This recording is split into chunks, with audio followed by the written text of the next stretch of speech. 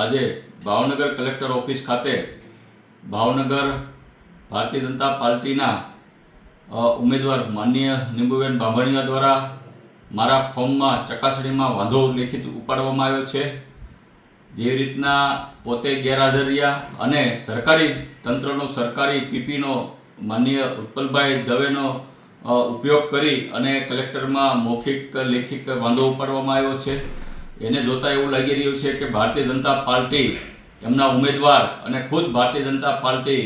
એ એમની હાર હારી ગઈ છે, એટલે ખોટા વાંધા ઉપાડવામાં આવ્યો છે, તંત્રને દબાવવાનો પ્રયત્ન કરવામાં આવ્યો છે। અને આજે મેં લેખિત માનનીય કલેક્ટરશ્રીને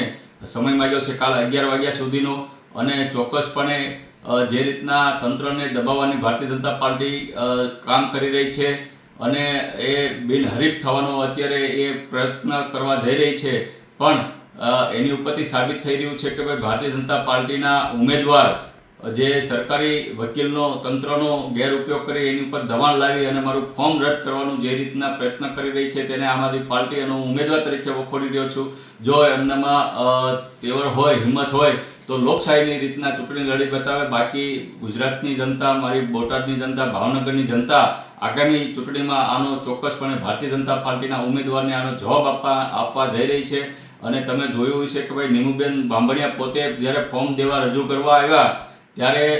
મેન્ડેટ પણ રજૂ એમને નહોતો કર્યો, તેમ છતાં પણ મેં વ્યક્તિગત રીતના વાંધો નહોતો ઉપાડ્યો। જ્યારે ફોર્મ રજૂ કરવા અને મેન્ડેટ દેવા આવ્યા ત્યારે એના ટેકેદારને હરુભાઈ ગોંડલિયા દ્વારા એમનું ફોર્મ રજૂ કરવામાં આવ્યું હતું, અને હરુભાઈ ગોંડલિયા સાહેબ જે પોતે ઉમેદવારના ટેકેદાર ન હોવા છતાં પણ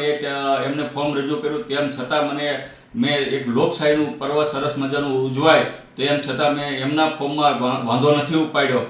પણ એમાં જોતા એવું લાગે છે કે ભાઈ નીમુબેન બાંભણિયા ઉમેદવાર તરીકે ભારતીય જનતા પાર્ટી એક ડરી ગઈ છે, એટલે ફોર્મ રદ કરવાનું સુનિયોજિત કાવતરું કરી રહી છે, પણ આનું ચોક્કસપણે અમે કાલે જવાબ રજૂ કરવાના છીએ।